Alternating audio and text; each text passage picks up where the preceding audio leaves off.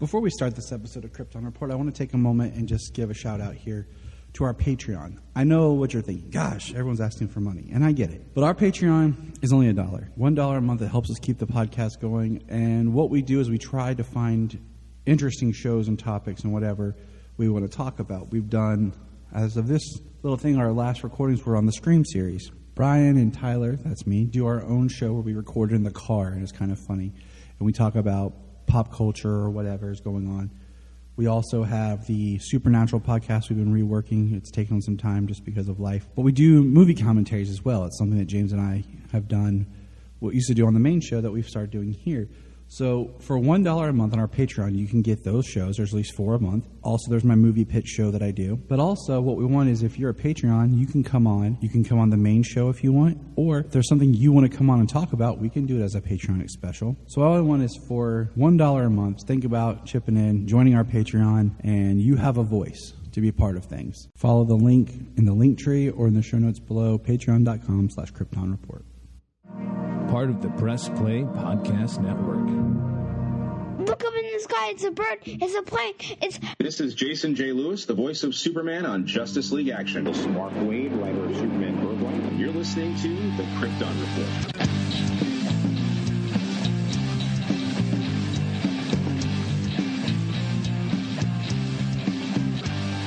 Report. Okay, here we go.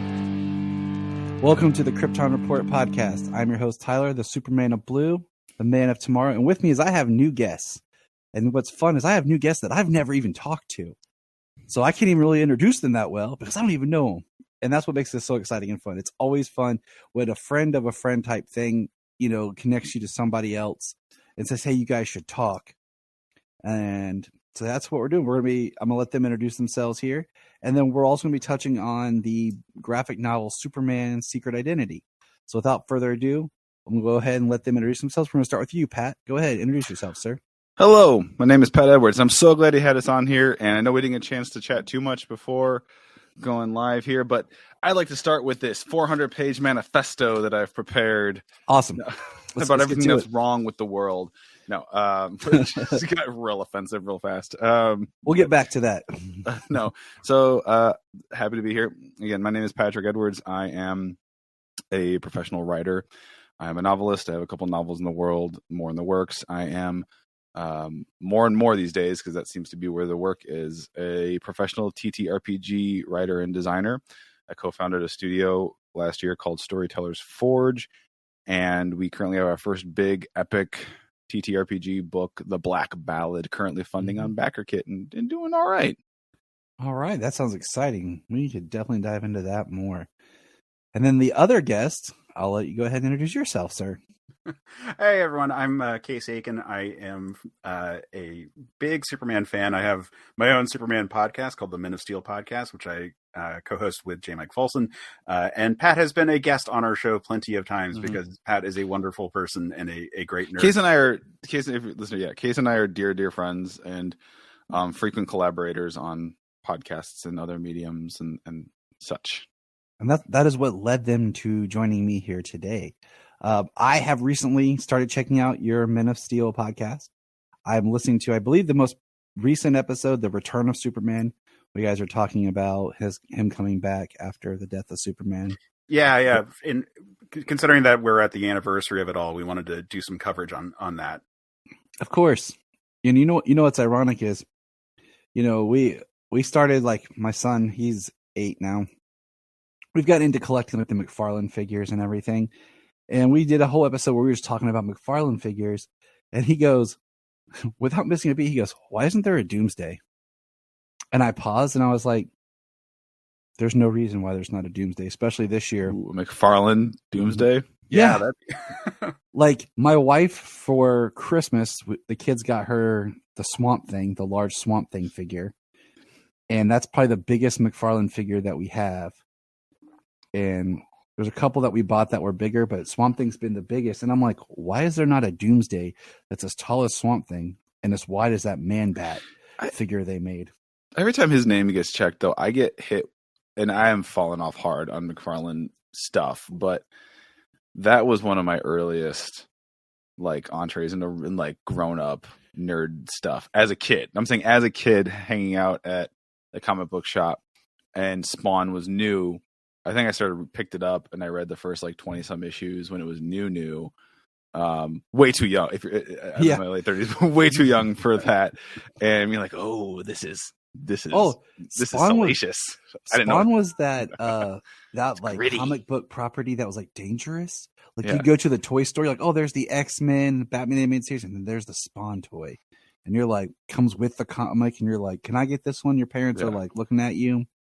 Well, I remember when the movie came out, I was like, I got to see this. But those toys, I remember those toys first, the advent of those toys, and my dad would buy those as like collector's items or look for was like the Angela with the special ribbon on it or something like that, which is one of the first really rare ones. And so that whenever I think of McFarlane Properties, because it was, again, one of the first comic books that I bought, I like collected a decent chunk of the original run, right? Like a couple dozen worth, and then just kind of fell off. But also I remember being like feeling naughty because this is way too grown up for for my 10-year-old reading. And yet they had tons of toys at the store, and you could buy the Spawn Alley, Crime Alley, or whatever it was, and it's all the toys. It's a weird property with that, where they're making the toys and they're in the toy stores, but also the comic book is incredibly mature. I don't know if either of you watched the HBO animated show. Oh yeah, I did. Very graphic and mature. I did years ago when I got it on VHS from the library.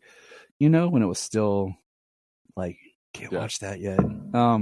But it's funny, like you go back and you think of the early 90s, like you said, you're in your late 30s. I'm in my late 30s. They didn't care what the property was. I remember getting Terminator 2 toys. Yeah, I was about to bring that up. Like that was just the 90s in general. Like there was the Alien toys, and then like even like the Batman toys, like with like the Burton stuff. Like it is amazing how many properties are like that, where they're like very, very mature adult source material, and then they made like children's toys or a children's RoboCop. show. Yeah. Oh, Starship Troopers, another Paul Verhoeven property. Because that was right when I was starting to notice, like, I was like, wait a minute, this is I can't see this movie, but you have all these toys. I mean, Teenage Mutant Ninja Turtles, the original comics are pretty violent. And then they're like, hey, let's make this a kids cartoon. And then it's like, let's make this the most successful kids cartoon franchise property of all time. And what's funny is on the flip side of that, so of course, the Super Mario movie's coming out here in April. And my kids love Mario and everything. And I was like, okay, guys, I'm going to shatter your existence. I'm going to show you the Mario from the 90s. It was like complete reverse of like, hey, let's take this kiddie property and let's make this dark, gritty. And for talk about the live action movie? Yes. With John Leguizamo? John Leguizamo. Yes. And make it nothing like the games and cartoons people are watching. And you'll scratch your head and be like, huh. I thought it was a reference. There was I feel like, did I dream this? Did it exist? There was some like Saturday morning animated thing, but it was like random. It wasn't fixed. It was, you didn't know if you were going to get an animated Mario Brothers show or there was an animated Legend of Zelda. It was the Super Mario Super Show, which had a framing device of live actors playing Mario. Yeah, and Luigi. And then they had animated features. And usually the primary episode was the cartoon of Super Mario Bros., which was based at the time more on Super Mario Bros. 2, the US version. And then they would also have shorts for Legend of Zelda. And then a couple of times they did full-length episodes that were all Zelda. This is one of the many reasons I love you, Case. First Super Mario Bros. 3 and then Super Mario World. And those just became just the cartoon without the framing device of the live-action component. See, I remember the live-action show very like minimal until I discovered it. I think it's on Paramount Plus. Like you can watch it on Paramount Plus. I was like, oh, this is weird. I remember this now. Just like the two Sonic the Hedgehog cartoons that existed simultaneously, Sat AM and the syndicated. Yep. The 90s. I have a theory that Cartoon Network destroyed both Saturday morning cartoons and Toys R Us. I could see how it could destroy Saturday morning cartoons because all of a sudden you had infinite access to cartoons. I am curious if you want to share your theory on how it destroyed Toys R Us. Like that. Because in the 90s, everyone was competing for cartoons and every cartoon had a toy line. But then all of a sudden, when all your major networks started having Saturday morning cartoons, you started pulling back all these different toy lines and it just became just certain things that still exist now. Like you go to Toy Story now, it's not too much different than when you went to like Walmart 10, 20 years ago. It'd be like wrestling, Turtles, Power Rangers, Star Wars, repeat, And because you go to Toys R Us and they had all this variety. And then all that variety started shrinking to nothing. And then they all went out of business. That's why we just go to Target or online now. Because I remember going to the store, you had Power Rangers, VR Troopers, you had like Transformers, Mummies Alive, and just all these other cartoons that now people have no idea even existed. Yeah. See? I knew you guys would get that. Cowboys and Mummies Alive. The Cowboys Wild of Blue Mesa. Yeah. Street Shark. I think you make a valid point there, because now there's just so much more noise. Like there's so many cartoon properties that are out there, and a lot of reruns too, but like just so many ones. It's hard to have a concerted push of like, here's the merch that we want to sell. Like here's the stuff that everyone should buy. Versus, early 90s, everyone wanted to get that secret sauce that was like Ninja Turtles and then Power Rangers. Like, Yep. Like think about all the clones that came from Power Rangers. What animal hasn't been given muscles and attitudes yet? Yeah. Yeah, first like animal human hybrids, and then like people in suits, like Superhuman Samurai Cyber Squad. Like, all right, here's all these action figures for that. Let's kick some giggle butt. See, no one remembers Superhuman Samurai or the classic, tattooed teenage alien fighters from Beverly Hills. Yeah, that one I had totally missed, and then Dragon Ball Z Abridged made a reference to it when they like rattled off every Super Sentai based show, and I was like, wait, hold on, I got to go back check this one. It's so creepily weird to just Google the image and you're like, yo, gotta love the 90s cartoons.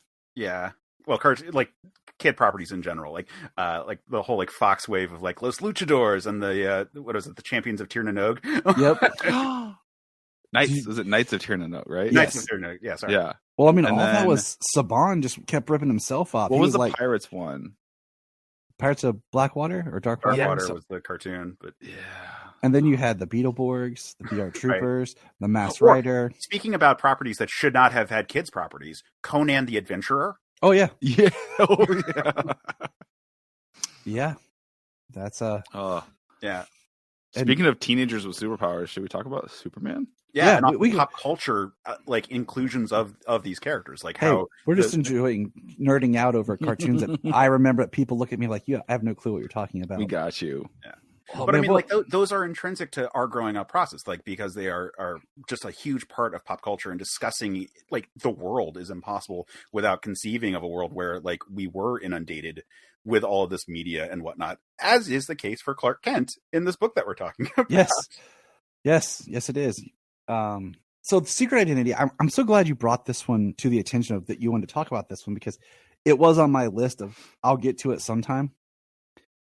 It's one I have not read until this time.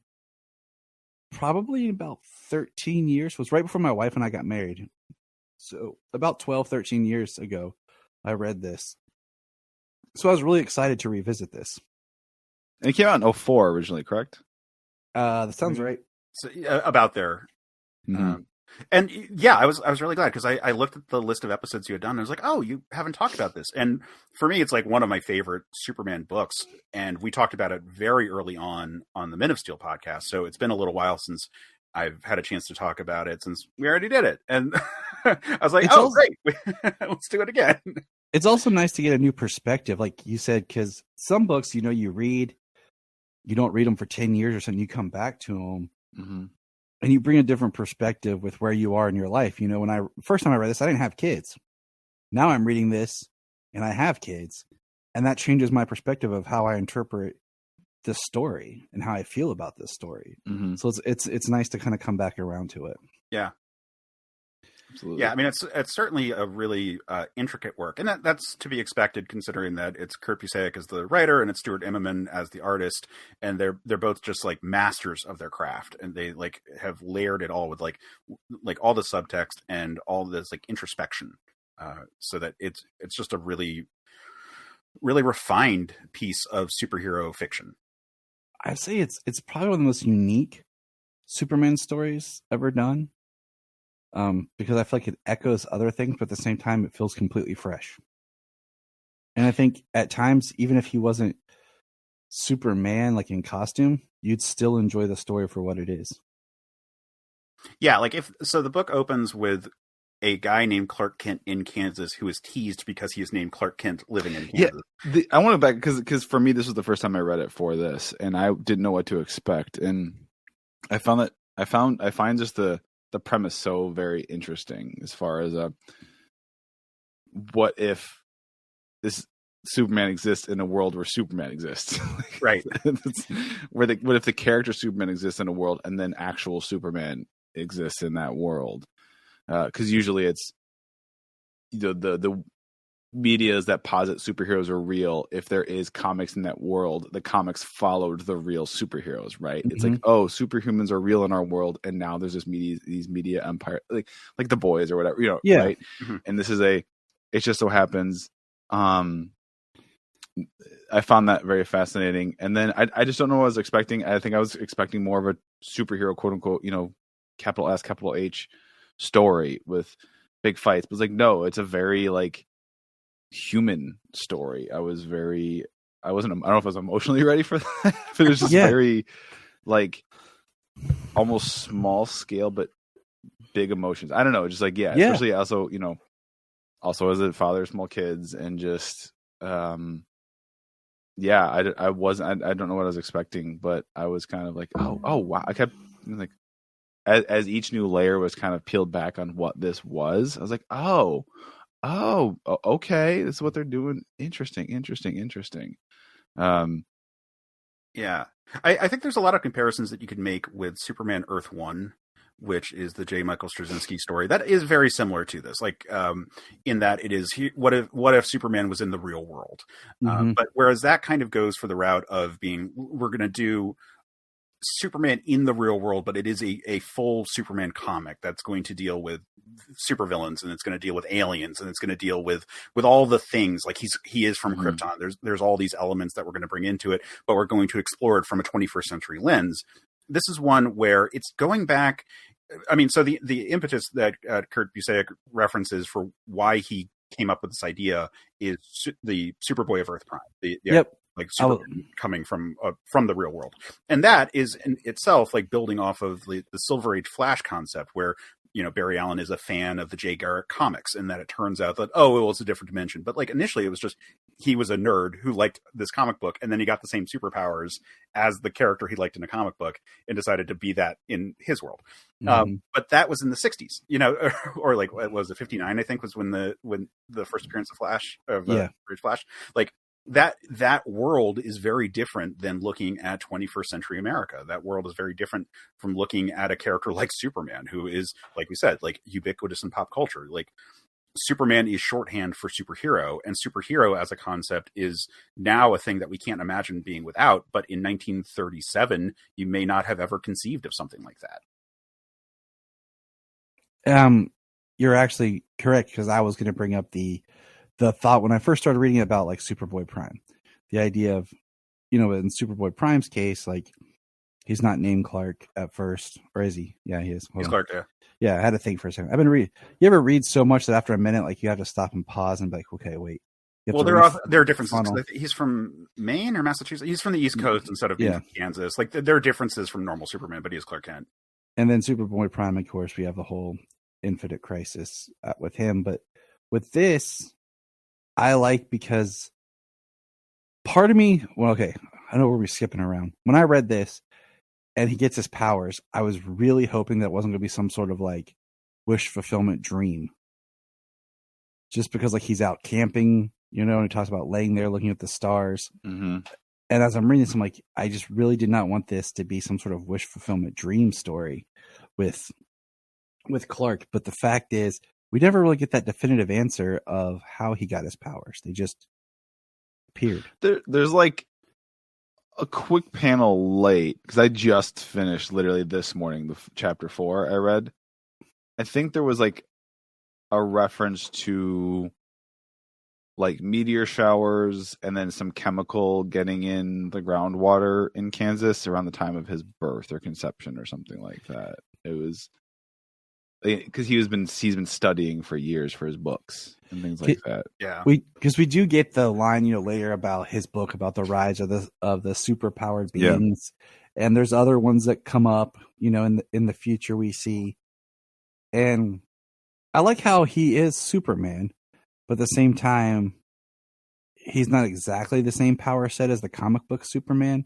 There are some differences in like how powerful he is. Like later, he's not quite as like just untouchably like immortal, unbreakable. He's I suppose no, he's not quite as because like I mean he can get his hair cut. It is the restrictions of it being set in ostensibly the real world. that they're dealing with, and particularly later when he actually starts to age. He's much more restricted in his power of action.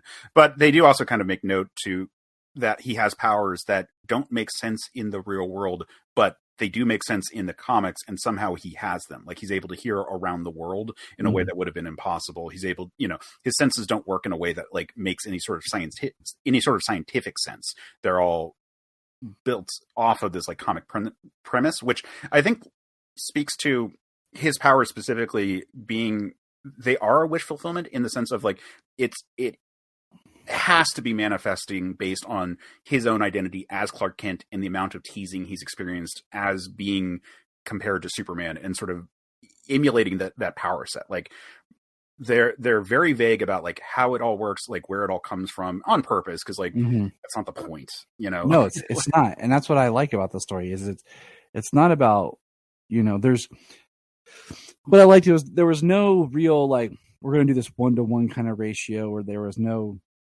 rise of a Lex Luthor. There was, he didn't go work at a newspaper. Mm-hmm. He became a writer, but as an author, he wrote books. And I thought the way they did Lois was hilarious, just because she jokes about being set up with people named Clark, and then of course he does find a Lois, and I thought that worked out really well, though. Like just how they brought Lois into the whole mix of things, and she was nothing like a comic book Lois. I thought that was a great addition to just adding, to this story about he's Clark Kent, and everyone gives him Superman stuff every year for his birthday. Can I just, in solidarity with the Clark of this series, I too would have just found those jokes. I mean, so fast. This is, I'm going to real quick step outside of this and I'm going to give some real life advice to everyone listening. If you meet someone and they tell you their name and something that pops in your mind is a reference to something, their name, they have the same name as a famous person or a famous character or something like that, they've heard it.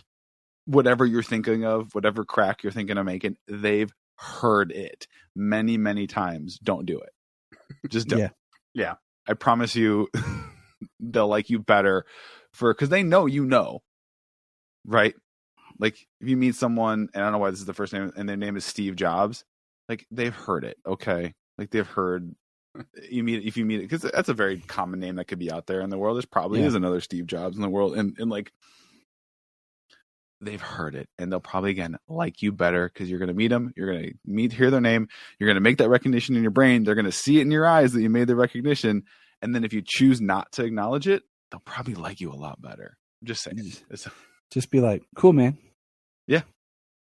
Like if my name was Clark Kent like this, I would go by my middle name. Like I go by my middle name as it is right now, but I would, people will be like, call me Ken or like C Kent. And then the initial of your middle name or something like CJ or something like that. I would be like, whatever the middle name is, like in here, I would find a way to not actually have to use Clark Kent as my name. Yeah. But I too shared in his frustrations throughout the course of the book and found the jokes insufferable. And like the lowest thing, it's like, that's dumb. I mean, not the writing of the book. I'm saying, and I 100% there are people that would do that or that probably do that and think it's, I guarantee that situation's probably happened where people have set up a friend named Lois with someone named Clark and thought it was so, are we allowed to do cusses on this? Yeah. Oh, so fucking funny that, and it's just not, you're not funny. Right. My thing would be like, it's kind of like, if you met someone named Juliet, I'm like, oh, are you looking for Romeo? They're it's like, oh God, smack that person in the face. Yeah. You should be allowed to do a violence on someone. You should submit yeah. for a permit where if you have a very obvious name, like a name that lends itself to a very obvious like joke, that you should be able to submit for a permit. Like if anyone makes a joke, I get one free slap in their face with no repercussions. I don't get charged for assault. Well, like my last name is Aiken, and so I actually also go by my middle name, but I do go by a name that begins with a C, and like my freshman year of college was the second season of American Idol, which is when like Clay Aiken had his like cultural ascendancy, and it's like, yeah, no, I like everyone. Yeah, you make that joke. It's fine. Well, like my name is Jonathan Tyler Patrick. Okay. And when I was growing up, what was the biggest show? Home Improvement with Jonathan Taylor Thomas. And like, I'm like, we have the same first name and a similar middle name, but boy, do people like to kind of point that out to me. Like, oh, it's like that guy from Home Improvement. I'm like, no, not really, but okay. Not even trying, people. That was, but Clark, I like this Clark because he is very, and I have it pulled. I don't actually own the book. I got it pulled up on my tablet. Thanks, Ultra. I think it's interesting. Just he knows the comics, and then he's just so in his own world. Not too much like the Clark Kent of the comics, that because it felt like, in this story, he's reading more Silver Age books, and he's existing kind of almost at the modern time, kind of like how I took it. So he feels more like a Byrne era or like post Byrne era Clark compared to like the Silver Age Clark, which he's reading. That if you're following my thought here. Sure. Yeah. I mean, like even reading is probably overstating it, because I feel like an understanding of Clark Kent and of the concept of Superman is through osmosis. It's through people getting him gifts. It's through people giving him comics, giving him merch, giving him all this stuff. And so a lot of it is like Kurt Swan drawings or Kurt Swan style drawings, or like Jerry Siegel, Joe Shuster era stuff that they're working with. It's the pop culture aspect of Superman that he is integrated with, and he is dealing with. Like at one point when the date with Lois happens, and it's like, oh, someone tried to set me up with a Cat Grant, and they're like, who is that? Like, I don't know. It's someone apparently from Superman, I guess. Like he actively avoids it, but comes around at being a very true take on it still. Like while he is a writer that is not a reporter, because he doesn't want his byline to be Clark Kent from a newspaper in like the big metropolis that is New York City. Like, he's still very true to being Superman, and his first impulse is always to help people. And while he doesn't have a fortress per se, like he does like his solitude. There's all these elements of it where, while it is intentionally trying to say like, well, this is not the Superman you're familiar with, he is at the most fundamental level the same type of character with the same type of goals. And that, I think, is the most refreshing part about it, because it would be very easy to say, no, while they've both got superpowers and they both have the same name, this is how they deviate in all the ways, and like really kind of play it up. But they thread this needle of having both that contrast of the real world versus the fiction that he's experiencing and influenced by, because he wears a suit so that he can emulate the character from the comics, but he doesn't actually know that much about the comics in the first place. So it's like all those things, and you set that up for humor. But like I said, like fundamentally, he doesn't want to hurt people. Fundamentally, he wants to help people in all the ways. Like when he gets captured, for example, and he is forced to reckon with, one, the limits of his abilities, but two, the terrible things that potentially might be happening to people like him. Like when he finds like the corpses and he finds the baby, and all that. Like, he burns the facility down, but he saves the guards. Like, he pulls them out of there. And like, that was a moment where it's like, oh yeah, he is fundamentally what we are talking about when we talk about like why Superman is a cool concept beyond just like, oh, he gets into fights with supervillains. Like, why he's saving people, and like the goal is always to like protect and to do the right thing with that infinite power of action. I mean, there's no better way of saying it. It is, I look at when this book was published also, is where Superman was in the comics and where he was just culturally. It was a couple years into Smallville. which was a big resurgence of the character more mainstream. And I feel like this kind of take on the character fits right in with that kind of feeling of just the teen isolation that we kind of saw in Smallville, and the introspection fits the same way with him here, of just being, you pointed out, like, the idea he doesn't have a fortress, but kind of he has his solitude in his own mind, in his own self.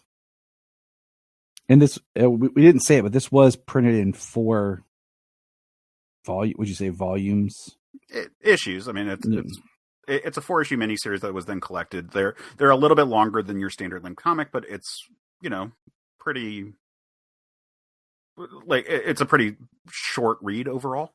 Yeah, it's a short read. It's a good read. I highly recommend it to anybody.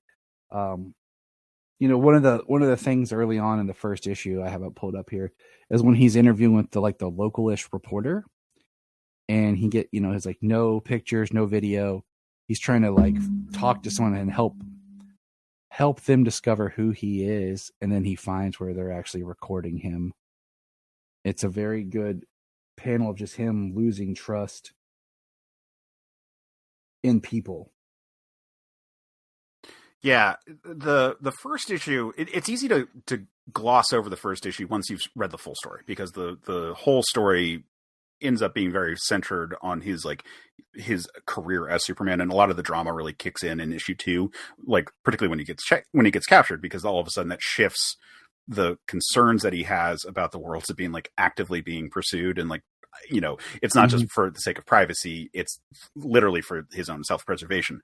But the first issue being about him first without powers and then with powers, and how does he want to introduce himself to the world, if he's going to introduce himself to the world.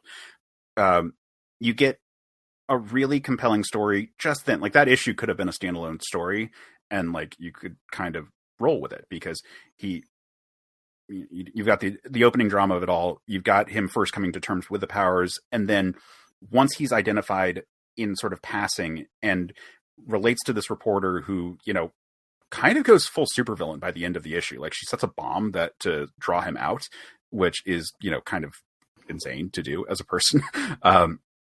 But you see him dealing with the concept of people invading his space, people trying to learn about who he is, and taking these drastic actions to invade what his life is, and for him to have to struggle with where that balance is, to make the decision that I'm going to remain anonymous but still use my powers to do good, because I need that space. I need to have solitude. I need to be able to go and be who I am outside of what I can do.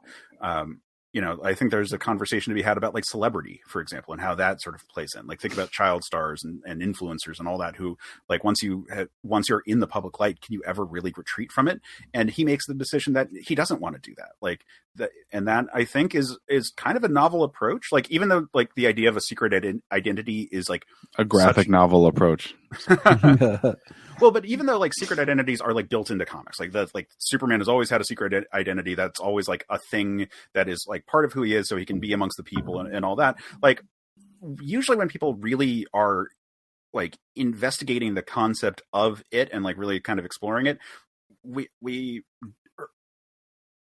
particularly in the 90s, there was a big push to equate superheroes with celebrities and look at them from that kind of vantage point. You look, we talked about McFarlane stuff, but if you look at other Image stuff like Youngblood, the explicit concept was, well, what if superheroes were also models and celebrities and getting photo shoots and all that element? They are public figures like that. The Boys is doing the same thing in more modern work, looking at it from a world where they are observed and they are captured in media, that they are quantities that the public wants to know about. And then this is a comic where it's really rejecting that from the standpoint of mental health of the main character. That was one thing that I loved about this book, was the fact that he never has a moment where he reveals himself. He's always in the shadows. He stays in the shadows. The government has an idea. And there's a couple of parts where there's people that seem I think I just saw, never mind. I'm not even going to tell you what I saw. Because they're no one's going to believe me. And the fact that he, like you said, he chose this. He chose, like, I want to help people, but I don't want anyone to know. He's not seeking fame or praise. And, you know, in the first book is, you know, that humor of, I'm Clark Kent, now I have the powers of Superman, and the idea of hiding in plain sight.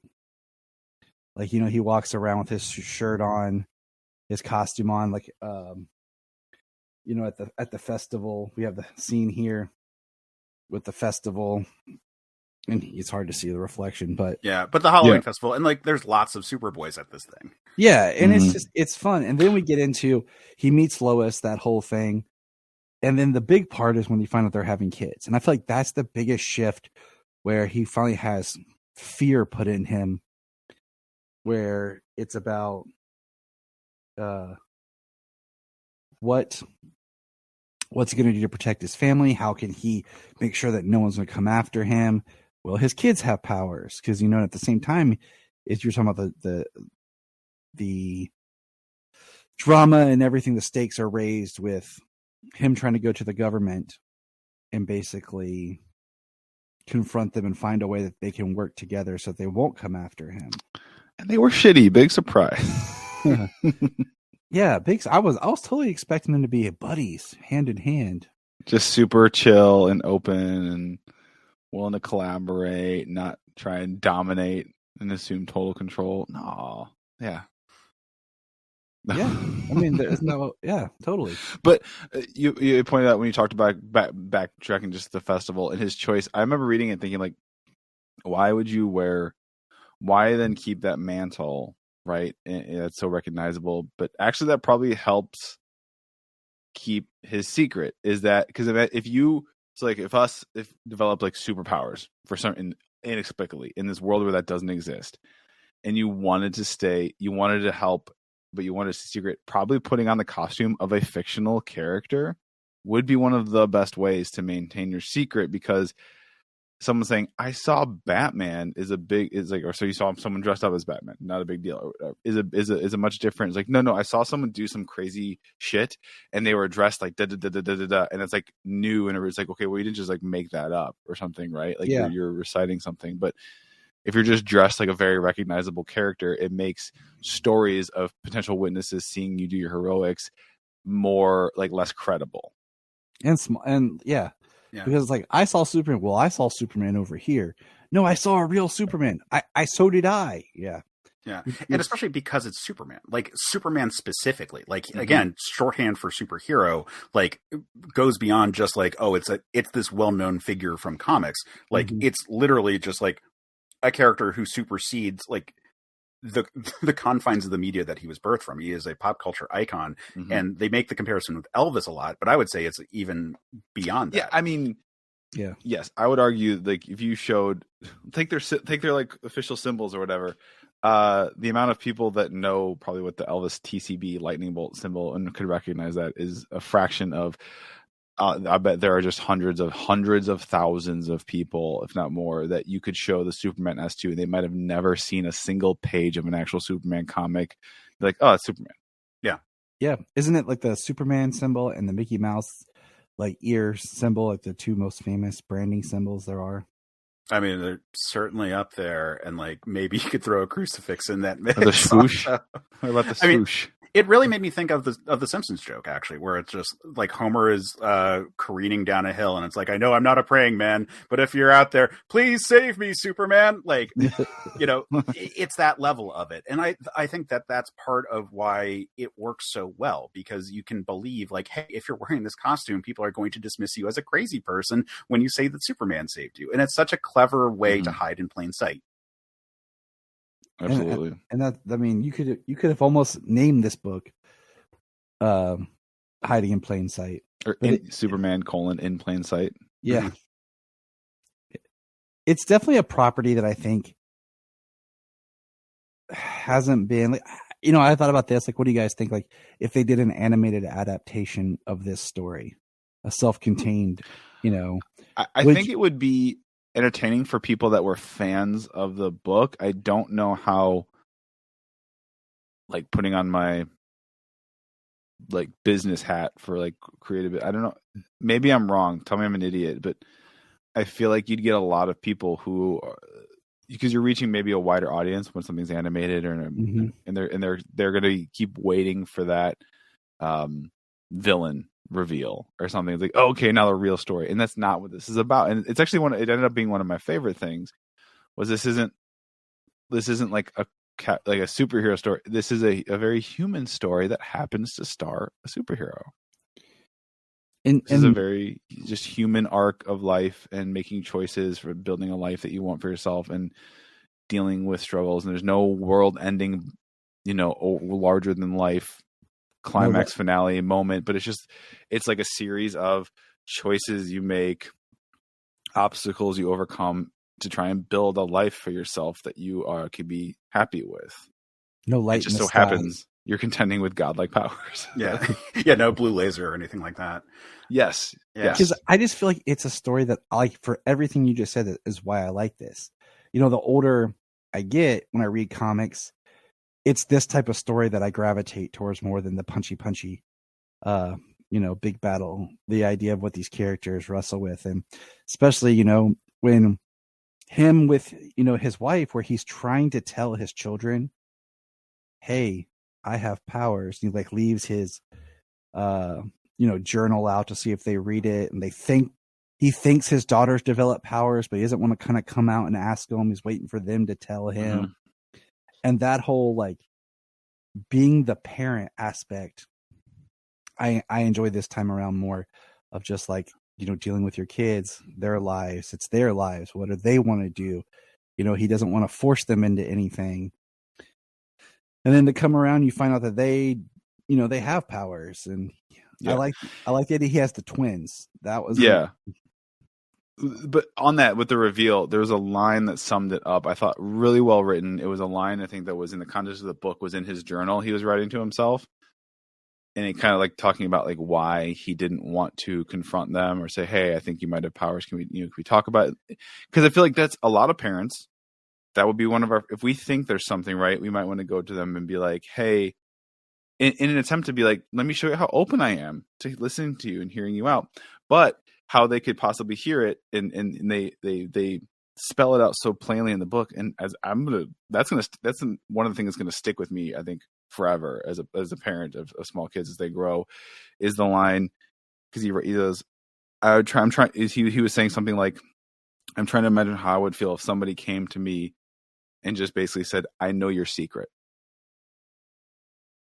Because that's essentially what you're doing. And you're saying to someone, if you try to force that conversation, or you try to instigate that conversation with his kids, is basically, in not so many words, saying, I know your secret. And I feel like that's human instinct to immediately get cagey and defensive. Yeah.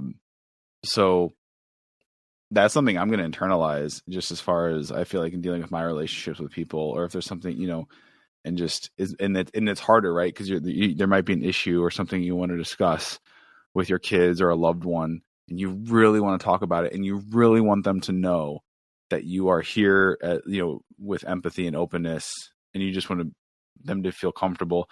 But the fact is, you can't make them feel comfortable. They have to feel comfortable, and they have to instigate it. Yeah. Yep. It's very mature. Like, I think that's the thing I keep coming back to with this work as a whole. Like, even the period where he is a boy, like it's a very mature take on existence and existing in this world. And from the writing perspective as well, like, I think that there is a reason this resonates at the end, where you are seeing a full life. You are not dealing with a perpetual second act. You are dealing with a beginning, middle, and end for Superman, for a hero who goes through all these phases and thinks very deeply about the choices he makes. There's a lot of comics are built on either the spectacle, and that's sort of more of like a childish kind of approach to it all, or the conflicts, and where like the deep emotions, like the adolescent power fantasy stuff, like that's where you get into all the fighting and blah, blah, blah, like kind of things. But fundamentally, the reason why we like superhero fiction is that it is offering us the chance to see circumstances that are impossible for a regular person and how they deal with it. And it is rewarding for us as readers to perceive material that is taking in and thinking very critically about what the implications of those are. You know, the reason why it's hard to stick with some of that material when they're not thinking about the consequences. They're not thinking about people might be dead. They might not think of or that they're just people on a page. And in this scenario, we're actually looking at a world where everyone's lives matter. Everyone is a thing that they care about and that they want to really explore and value, and that there are personal aspects of these characters that matter to them in ways that are difficult to articulate. Like, why is privacy so important? Because Clark Kent, fundamentally, that is a part of who he is, that he likes to be able to go off and think, and that is something that's really important to him. And that as he brings people into his world and has kids and grows as a family, and then gets to look back on his life and all the accomplishments that he's done, those are all really valuable things that us looking at the book in totality, we're looking at a person's a very well realized experience, and that just feels valuable. You take away a lot from it because it feels very real, even though it's about a person who can lift up cars. It goes back. This is one of the best human stories I've read in a long time. Just about, and going back to Tyler, you were talking about how this play as a movie. I think the way to do it too is you're not making a superhero movie. You're making a biopic that happens to star the protagonist, just happens to be a superhero, and that's the approach you have to take it. Yes, and that's the approach the audience would have to be aware of. And I was actually what would be an example? And I think a really good example of one where it's I find the movie very interesting, and it's not and it has little mini crescendos here and there, but it's not a typical action. It's not an action because it's not. Do either of you know American Splendor? Paul Giamatti, Harvey Picar. Yeah, I feel that it's just kind of through his life. Yeah, it's just a good picture of a human life, that happens to be have these interesting things about it because of superpowers. But again, not a cat. And I think that would be something that could be beautiful if done right. Again, from an audience standpoint, I think you'd have to do a really good job marketing as far as letting people know what this is. Because even as late in the game as it was, I was still with the tornado thing where he suspects that his daughters might have the powers. I was still expecting that to be a reveal of some very violent version of him that's an operative of a shadow organization in the U.S. government that he's going to have to take down or something and deal with. And I was still waiting for that, really that. And it's one thing where, and that's more of maybe a me problem, but no, it's because we're used to the pattern of comics. Yeah, it's the expectations of the genre. Yeah, exactly. So we are looking for those things. Just how I was waiting for some sort of Lex Luthorian character to emerge. The first time I read it, and then this time I was trying to remember, is there anything like that? And as we get to the end of the book, how did you feel all the perspectives that we built up about it when the government agent basically says Clark to him. Yes. And he's like, I know that you were very careful, because throughout the book, we have examples of him talking about, they did this and I stopped them here. They did this. I did, where they're trying to draw him out. And, he burns his fingerprints off the glass he just touched. And where he goes down into the ocean, swims out, and then comes up just to make sure that when he appears, he's far enough from his home that it doesn't look he's coming right from his home, but yet talks about how they put sensors in the ocean and all this stuff. How did you feel about the idea that there was kind of this agent that was kind of on his side, that was trying to protect him from the inside? And that made me think of that could be an interesting story in itself, where you have this person who learns who he is and then respects him enough to maybe stop the government from internally ever discovering who it is.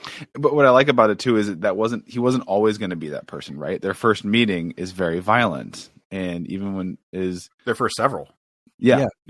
And again, that's someone Malloy could have easily been the villain, right? Could have easily been made into the villain of the story. And then you have one meeting with him late in the guy's career when Clark is talking about, it's I still keep my distance because I still remember how he met. And then their last meeting, he reveals he has grown as a person, and he came around because he'd known for some time now who Clark was, and he kept it to himself, and he didn't blow up his spot. which I thought was really interesting.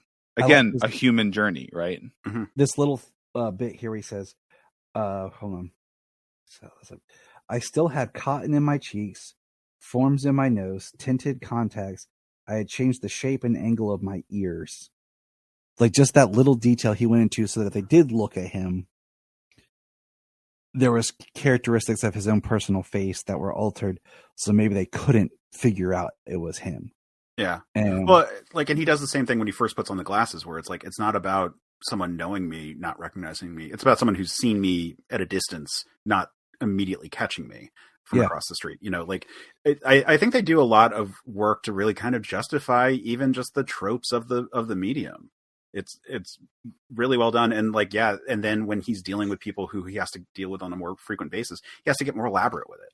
Like he can't just have it be, oh, they didn't see me very quickly or something like that. Like at the beginning, he's just relying on being fast. And then it's like, all right, well, a little bit more of a costume. And then, all right, yeah, exactly. Stuff in the cheeks, stuff in the nose, contacts, all the things to keep it further and further and further. And he's still doing all the tricks on top of it. So it's just a more layered approach to a secret identity. It's almost, it's a secret identity, but at the same time, it's like a secret life, because we do see his entire kind of life develop through this story of, boy, teen to adult, husband, father, and then into grandfather. And we experience all this through him. And, one thing I have tremendous respect about this story is they've never tried to, from anything I can think of, they've never tried to reference this in any other crisis events or multiverse chaos or anything like that. There's never this Earth has never been identified or under attack. It's always this nice little self-contained, introspective, like you said, Pat, human story. And it's almost like a comfort story of just really feeling the character more than the power. Because, it's the comic book Clark, but it's not the comic book Clark, but it really is. Like you were saying earlier, Case, about the same kind of morals and moral compass and guidance and everything that he represents. It's the same thing baked into this character as well. Yeah, it's a scenario where it's not accurate, but it's true. It's very much doing that story, and it's very much getting all the beats right, and it's getting a version that is stripped of a lot of the context of it, but actually allowing for the meta commentary, like the meta context of the world. Like, what is Superman in the world that knows about Superman is a really interesting question that this wrestles with. It's a book that for anyone that I meet, it's a Superman fan who's never read it, I recommend. But if you weren't already a Superman fan, I don't know if I would recommend it right off the bat. What would you guys think? This is one of my favorites. It's one of my go-tos for if a person wants to get into comics, period, I'll say check this one out because people know the broad strokes of Superman stuff. And this comic doesn't rely on any of the intricacies. It doesn't require continuity knowledge. It doesn't require any of that. I think it's really easy to say hey, pick this up. And it's a really beautiful story that shows why Superman is important. Because even without the confines of can someone beat him in a fight, because that never matters in this. Here's why Superman is cool, even though it's not the same Superman. It's again a very true Superman. What about you, Pat?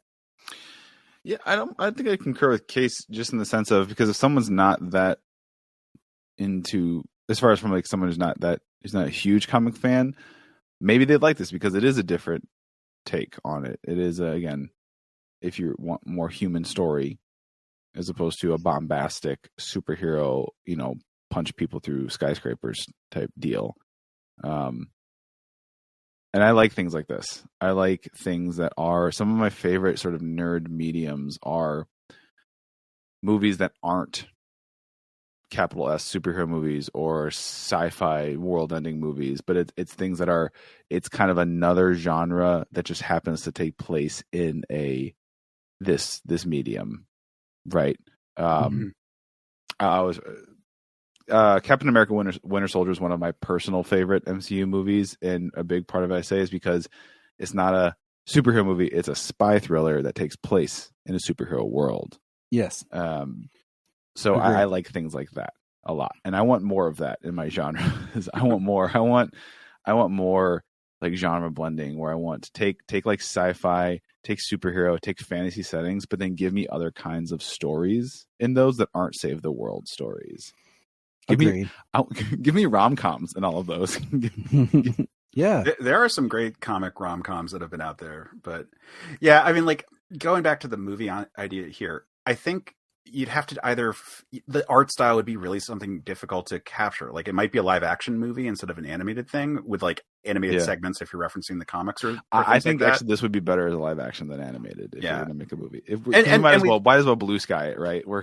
I mean, I would say I would probably work better for me as a miniseries, like a 4-episode miniseries or something. Just break it because it's only the 4 books, and with each book kind of having its own arc. And I think it would play out the best way so that we get a chance to dig into the character and the growth and the introspection and the human nature that we've all addressed, that we really find in the story, that why we like it.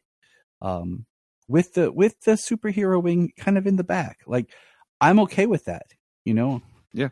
And can we just spend a minute gushing about the art in this book? I feel like we haven't really because the writing is great and Kurt Busiek is amazing. Like if you haven't read Marvels, if you haven't read Astro City, if you haven't read like all these like fantastic works he's done, like you should check those out. But also Stuart Immonen is an artist who can just do anything. It really fits the tone. The art fits the tone pitch perfectly because it's not hyper colorized or over exaggerated, bombastic. And yes, he is a very, Clark is a very physically fit, athletic specimen, but it's not this like ripped Schwarzenegger like physique that we see oftentimes, just this impossible musculature. And it's much more grounded. And again, it fits the content of the story really, really well. Yeah. Like Pat, I don't know how familiar you are with other works by Immonen. Did you ever read Next Wave, Agents of Hate? Mm-mm. I brought this up on the Men of Steel episode where we talked about this too. Like that art, it's the same artist, but it is this bright, colorful, very like Paul Dini style kind of like animated series, like esque kind of like very crisp lines kind of thing versus this like gradient heavy watercolory kind of like ultra detailed artwork. And the fact that it's all the same artist and these were about at the same time is just fascinating to me. Like this is such a tour de force visually, like the shots of like Clark waking up in the sky on the camping trip and realizing that he can fly, the shots of the flood when he's seeing it from a bird's eye view, like the times where he's like flying through the sky, all the shots where he's over the earth, and obviously a lot of those are off a photo reference, but like what a reference, like what an interpretation of all these things and making it all feel very tangible. I thought of like when this book was coming out, like it was right after Hurricane Katrina. It's like the flood episode made me think of that because in my consciousness it's at that time period. But let's just kind of wrap up. Like I said, we're almost at the hour mark, and we all have Pat and I got kid duties. Well, I'm very my wife is 10 months pregnant and is woo. That's one too many months. No. 10 months is the accurate. No, I know. It's actually 40 weeks. Yeah. I've done it 3 times. Okay, I've got 3 kids. Okay, she's due this week. So I'm cramming all these in right beforehand. Which, listener, that 10-minute period earlier where I did not speak for like 10 minutes when I was changing a diaper. Hey, that's the Man of Steel right there. That's what you got to do. Like, I've been there, I've done that. Like I know. So congratulations on you and your wife as you approach the time and everything. So just real quick, give the listeners where they can find you online. I'm going to put in the show notes just any kind of where they can find you on Twitter or wherever you guys like to socialize with people. Yeah, well, one of the reasons we wanted to come on is that Pat is currently promoting the Black Ballad. So Pat, give your elevator pitch on that. Sure. So the Black Ballad is an epic TTRPG campaign. It's massive tome. It is an adaptation, or it's tied to an album, like a studio metal gothic album called The Black Ballad by the band Dia Morte. And so this is a RPG campaign that comes with a soundtrack to play to in the background. A lot of this hard-hitting metal orchestral music, and this campaign answers the question: what happens when the heroes die? This is a campaign you play after a TPK, and of course, here comes my son right now as I'm talking and plugging. That's awesome. But so this is one, GMs out there, get this, put it in your back pocket, because it takes place in this plane of existence between life and afterlife, and this is one you've got for when the party TPKs, or if you got players that have characters they want to have another shot at that met their demise too early. Check out the Black Ballad on Backer Kit. We are, as of this recording, we're at $112,000 collected. That's 6 out of 10 stretch goals. We'd love to get to the 10th, and the timing is amazing. Help me support my little goblin child who's interfering with the recording. Yeah, Pat is a father of 3, so we definitely want to support him. Yeah. He's I just to back up Pat and let him deal with his son. Pat's a great writer. This is not his first rodeo in terms of writing campaigns. He's done several successful campaigns before. All of them have been really cool. Some of have done the same theme of integrating Gothic music with everything. So it's all a lot of fun. People should check those out, and check out other stuff he's written, because he's also a sci-fi author, having written Space Tripping, which is like a drunker version of The Hitchhiker's Guide to the Galaxy. So thank you. Yeah. So definitely check out all of those. Appreciate that, buddy. I'm at the Pat Edwards everywhere, whatever media, whatever platform. If I have a presence, it's at the Pat Edwards, or that thepatedwards.com. I also do a podcast on the same network. Case and I have podcasts on the same network together. The Certain POV. I'm sure I'll talk about that a little more. My show that Case is a frequent guest on. That I feel like we need our annual appearance from you sometime soon on Let's Rewatch. It's a movie podcast. Yes, where we watch movies we loved in our youth and find out if they're still any good. That sounds wonderful. Fun. Yeah, and it's so cool. That's a show where they go in cold, having not seen the movie in forever. Pause to then go watch the movie in real time. Like that, it's one of the craziest parts about recording the episodes with them, and then come back and it's like, is this like as fresh as possible? Being like, how did this movie work for you? Did it work at all? It's always interesting, the episodes where the energy changes drastically from the first half to the second half. Like we were very high on the movie, having not seen it. Like, oh, we think it's going to be great. Then we come back being like, oh my God, that was terrible, or vice versa. Have you done Warriors of Virtue? No. Oh, God. I have not seen that movie. I don't even know what that is. It's a talking about the Teenage Mutant Ninja Turtles thing. It is a kangaroo martial arts fantasy movie. Yep. It was one of those movies that my dad bought when he got back from deployment. He saw it at the Navy Exchange and just bought it for me and my brother. Like, hey, you guys might like this. Never seen it, but we had one of the toys because we found it at KB Toys.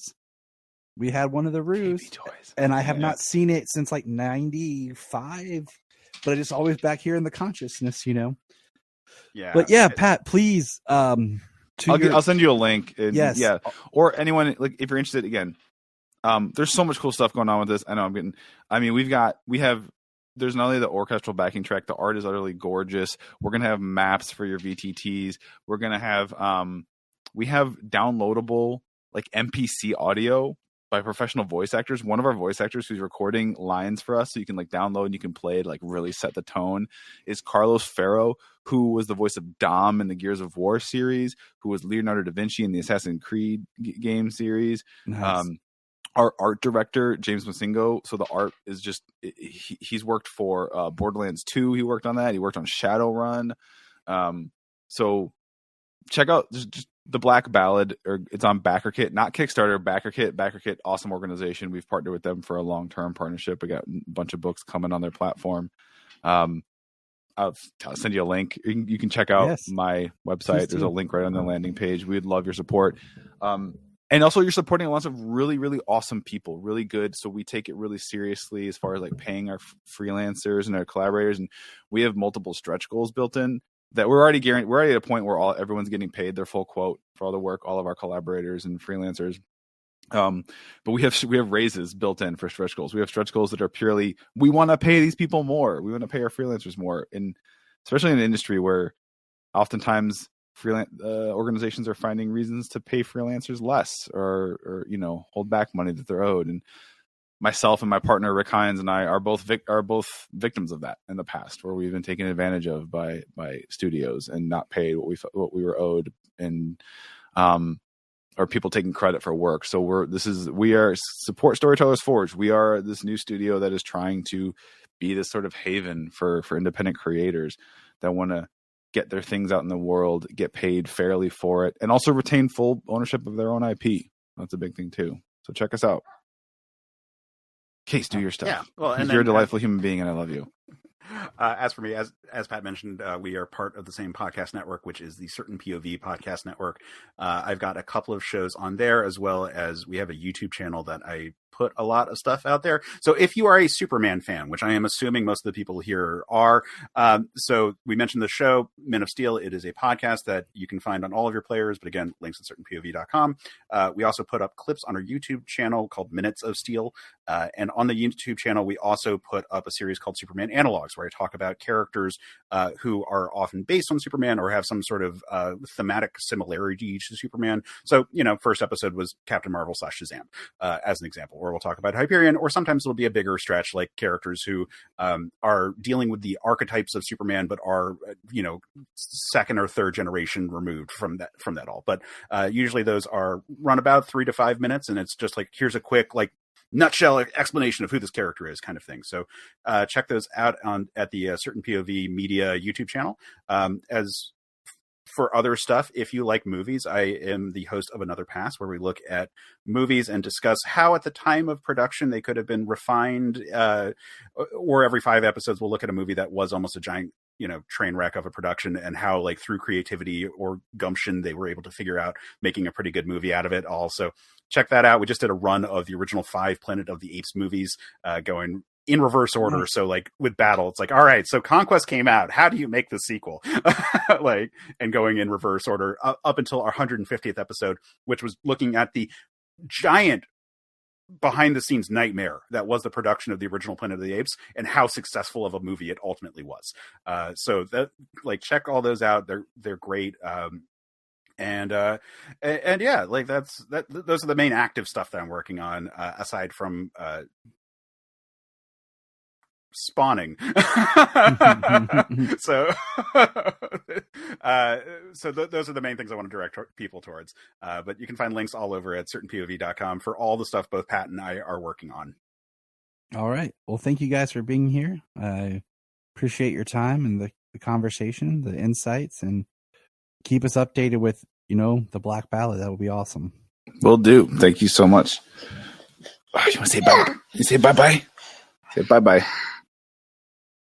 No, he's not going to. You're just going to smack the mic. You're just going to smack the microphone. He booped the mic. That's his bye-bye. Yeah. Look up in the sky. We just want to say, if you've enjoyed this podcast, please check out other podcasts on the Press Play Podcast Network. We're going to press pause and hear a few words from our other podcasts on Press Play Podcast Network. Hello, Brooks here with the Books with Brooks monthly book club podcast. Here's how Books with Brooks works. We read one book a month, and then we talk about it. Classics like Stephen King's The Shining, debut novels like We Are the Brennans by Tracy Lang, and tons of other compelling, life-changing stories, one book and 1 month at a time.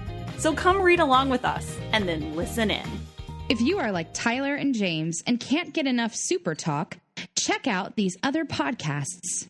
Digging for Kryptonite, Supergirl Radio, The Last Sons of Krypton, the Superboy Legacy Podcast, All-Star Superfans, Superman the Animated Podcast, The Aspiring Kryptonians, Always Hold On to Smallville, The Geek of Steel, and Truth, Justice, and Hope. Remember to check out Krypton Report on all social media platforms. Go to linktree.com/Krypton Report. You find all of our report. This is Dan Jurgens, and if you want to have a good time, keep listening to the Krypton Report. Look up in the sky. We just want to say, if you've enjoyed this podcast, please check out other podcasts on the Press Play Podcast Network. $1 a month, you'll get extra special content that you don't get on the main show. like movie commentaries and whatever else comes out of our mouths. So check it out, patreon.com/Krypton.